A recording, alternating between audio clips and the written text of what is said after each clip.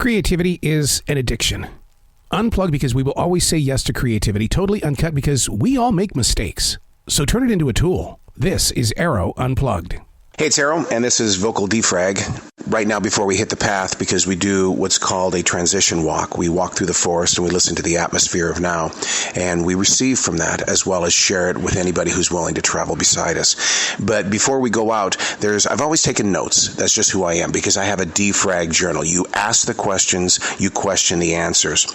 And one of the things that I wrote in the defrag journal today was based on that I don't own the fuel to create the fire. How many times have you been in a position like that? You don't own the fuel to create the fire, nor do you have the wood to keep that fire alive. That's a big picture, because a lot of people, as you grow in age and in strength as well as knowledge, they won't go back to who they once were, yet they yearn for that moment. What would it be like if I had continued, or if they would have just believed in me a little bit more? And so the answer sometimes comes to us that you don't own the fuel to create the fire, nor do you have the wood to keep that fire alive. In my defrag journal, I asked the question, the little stuff is stuff that you forget. And I came back with words of argument, and I said, no, I set everything aside. I can't forget if it's sitting in front of me. I get so disappointed with myself when I can't find the follow-through. When do you get disappointed with yourself? Is it because you personally can't locate the follow-through? This is Vocal Defrag. We're going to hit the path here in a couple of seconds. I would love for you to walk with us, okay? It's Jazzy and I in this beautiful forest in South Charlotte, North Carolina. We'll be right back. Okay, we're out on the path. It's a beautiful spring morning in Carolina. Words that come to me, it was like, where along the path of 29 years of daily writing did I start to see strength in things that I put on paper? First of all, I don't think I'm a brilliant writer because none of my books really sell. I just do it because it's like I'm told to do it. You know, you're moving through the anxiety, moving through the fear, the shame, the dreams. You know, I can do this. I'm going to move through it. We're going to see it happen. But it was when I was putting together my first book, One Man's 1,021 Thoughts. It was really supposed to be a book of poetry, because I challenged myself to write 1,000 pieces of poetry in 1,000 days. But when I was going back through the daily writing, what I felt in my heart wasn't the poetry, but it was rather the words and the messages of a creative mind that was asking questions and then questioning answers. And so I had to learn how to grow with that. And when I invite you to take up writing, it's not because I want you to instantly find your forgiveness, your compassion, your belief in the things that you want to do. Because writing is like meditation. It's going to take years to trust it, to grow with it. So when words fall out of the writing instrument, trust me, they're not coming from me, they're coming from the writing instrument. I'm just there. I just happen to be lucky enough to say, all right, I'm going to write this. And the words come out that I don't own the fuel to create the fire, nor do I have the wood to keep that fire alive. That's supposed to reach somebody. As much as it empowered me in that moment of writing, I felt like that this is the subject that we need to do, that we are always consistently moving in the direction of other people's fuel. The fuel they need to start the fire so their business or their personal life can have success. And you're used as that wood to keep that fire alive. But what happens with the wood when the storms come in? Your mental storms, your daily questions, your daily doubts. All of a sudden that fire begins to calm. And the reason why is because there's not enough fuel to put a fire on that wood. If it's been raining and that wood is now damp. Going through the motions of understanding who you are is every reason why I started a defrag journal. Defragging is questioning, and then questioning the answers. Allowing things, little thoughts that maybe someone in my life would say, you what? Fuel, fire, wood? What? That's kind of stupid. Why would you even talk about something like that? And my answer always is, why not? Why not? What if? What if? And because the thing is I'm not ever going to get it back. Because I was writing in that moment, and I did put those words on paper. Trust me, out here in this gorgeous forest in South Charlotte, North Carolina, do you really think if I hadn't written it down that we would be talking about it right now? I guarantee inside my soul that it wouldn't be the subject that we're talking right now if I had not written it down.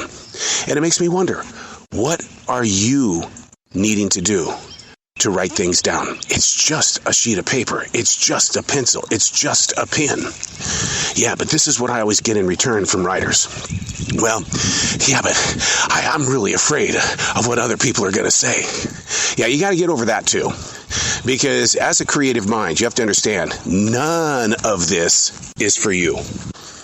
That was a huge bullet to bite when I was putting paint on a canvas. I had all of these beautiful paintings in my art room. And it was adding up, and it was adding up. I was running out of room to even stand inside the art room. What was I going to do? And then someone said, put it in a gallery, sell it.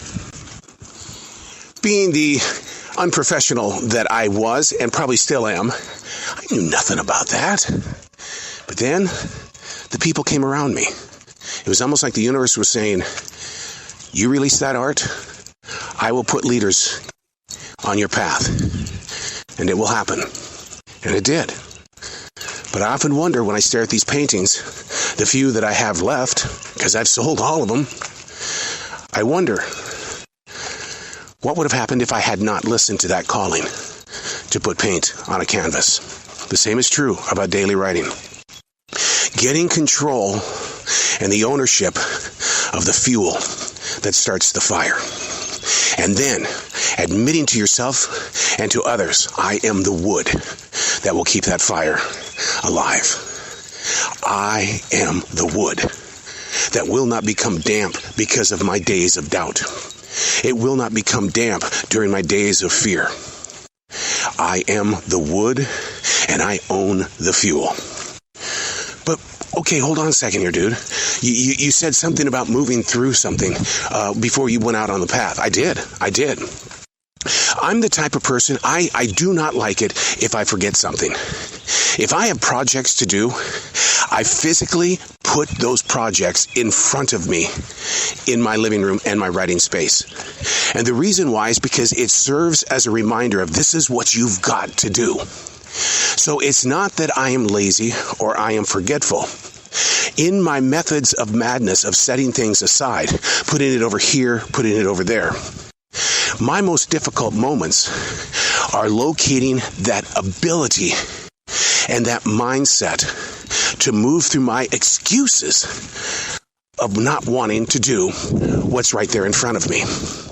Now I'm going to turn it on you, on defrag. I'm going to question you and I'm going to question your answers. How many things in your own personal life have you always wanted to do? Or maybe you've got to do this around the house. Maybe this in the backyard. Listen, I'm not going to lie to you. I'm going to be very transparent. In 1997, when we planted 1,700 trees in this beautiful forest in South Charlotte, North Carolina, do you know the real reason why I planted those trees? You can't turn on me, okay? The real reason is because I got tired of mowing my lawn. I was like, well, if I turn this into a forest and we make this natural, I don't have to mow the lawn anymore. I mean, my land is built out over hills.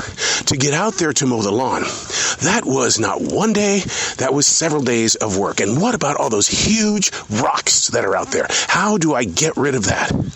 So I went from a Home Depot, Lowe's, picture magazine yard to one of the most beautiful things I've ever seen, a forest. But I wish I would have done it in the way of saying, hey, replenishing the land that man destroyed by putting all these houses here. I can kind of say that, but when I do, I'm not sharing the truth. What are the things that are standing in the way of you that could be great for someone else? Remember, it's moving through you. We're all artists. It's got to move through you in order to have a larger than life event beyond you. You're just here for a moment. But you know what? The things that you create last well beyond the next 2 or 3 generations. I would love to talk to the future reader and or writer that will walk through this forest and they feel the same thing that I did in 1992. That it was like, oh no, you gotta be kidding me. I got it right?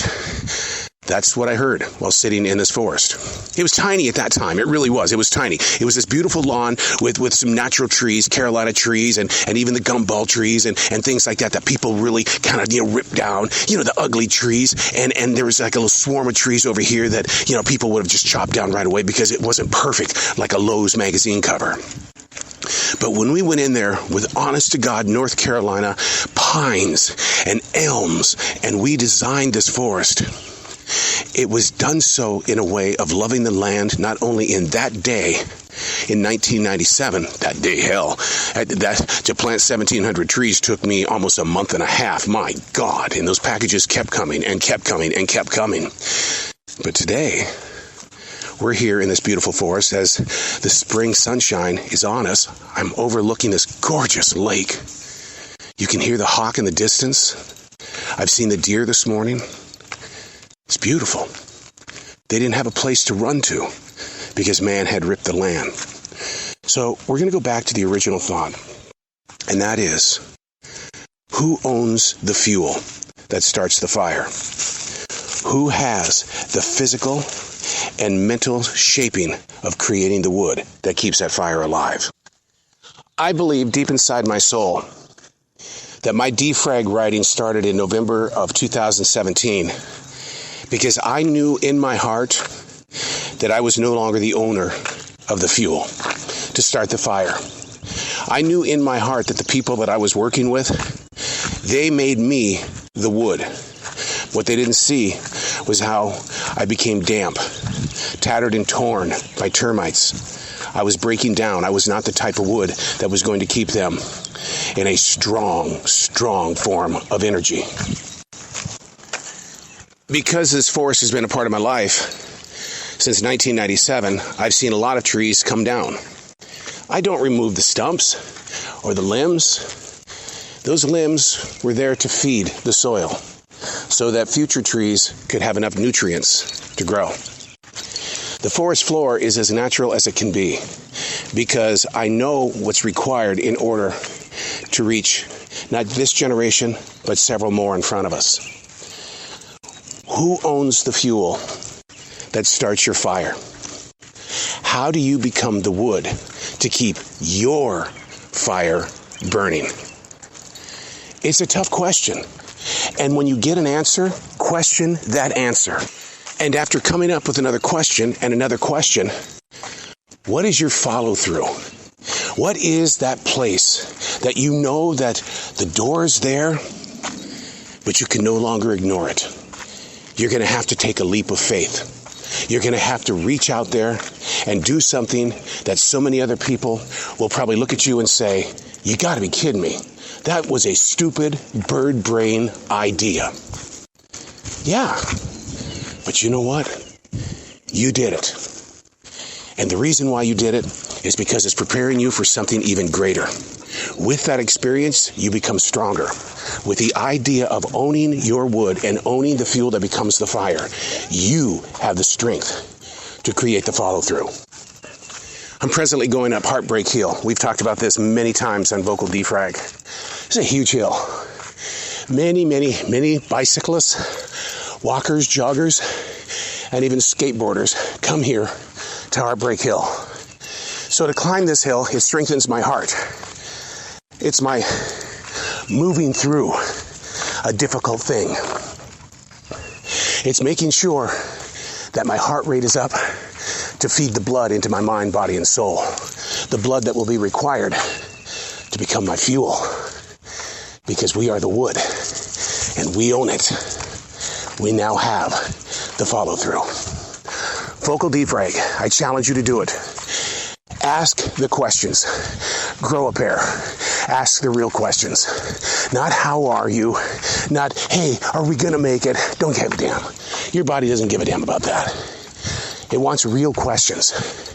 And then question the answers. Be the fuel. Be the wood. Be the follow-through. I'm Arroe, and that's Vocal Defrag.